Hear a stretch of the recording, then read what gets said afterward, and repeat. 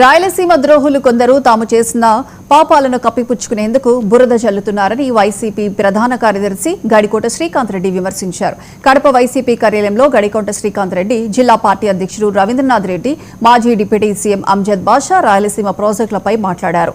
రాయలసీమలోని ప్రతి project YS Rajasekhara Reddy హయాంలో ఏర్పాటైనవేనని శ్రీకాంత్ రెడ్డి చెప్పారు. పోతిరెడ్డిపాడు, గాలేరు నగరి, హంద్రినీవా ప్రాజెక్టులను రాజశేఖర్ రెడ్డి పూర్తి చేయించారు. వ్యవసాయం దండగన్న చంద్రబాబు ఒక్క ప్రాజెక్టు కట్టలేదు. సాగునీటి ప్రాజెక్టులను, తాగునీటిని 5 టీఎంసీలకు కుదించిన ద్రోహి చంద్రబాబు. కొత్త ప్రాజెక్టు ఒకటి కూడా పూర్తి చేయకుండా చంద్రబాబు రాయలసీమ గొంతు కోశాడని శ్రీకాంత్ రెడ్డి విమర్శించారు.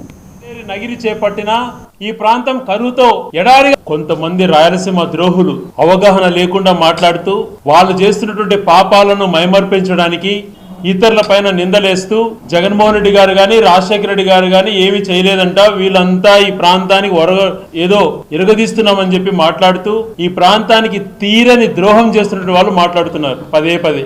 ఈ రాయలసీమ ప్రాజెక్ట్స్ పైన గాని రాష్ట్రంలో ఏర్పడినటువంటి ప్రాజెక్టులు, జలయజ్ఞం ద్వారా మొదలైనటువంటి ప్రాజెక్టులు అన్ని కూడా కేవలం రాజశేఖర రెడ్డి గారి పుణ్యము. పదే పదే చెప్తున్నాం, మీకు అవగాహన లేకుంటే తెలుసుకోండి. ఈ ప్రాంతానికి గుండె చప్పుడు లాంటి ప్రాజెక్ట్ అయినటువంటి పోతిరెడ్డి పాడు చేసిన, ఈ ప్రాంతంను సస్యశ్యామలం చేయడానికి గాలేరు నగిరి చేపట్టిన, ఈ ప్రాంతం కరువుతో ఎడారిగా మారబోతున్నటువంటి ప్రాంతాన్ని సస్యశ్యామలం చేసినటువంటి హంద్రినీవా చేపట్టిన, వెలిగెల్లు ప్రాజెక్టు కట్టినా, ఇంకొక ప్రాజెక్టు పేరు ఎత్తినా, పోలవరం పేరు చెప్పినా, గుండ్లకమ్మ పేరు చెప్పినా, ఏ ప్రాజెక్టు పేరు చెప్పినా కూడా గుర్తుకొచ్చేది రాజశేఖర రెడ్డి గారు. ఇప్పటి రోజులు కాదు, భవిష్యత్తు తరాలు కూడా తలుసుకోవాల్సినటువంటి పేరు రాజశేఖర రెడ్డి గారు. ఆయన సంకల్పం చూపించకపోయినంటే ఏ ప్రాజెక్టు కూడా స్టార్ట్ అయ్యేది కాదు.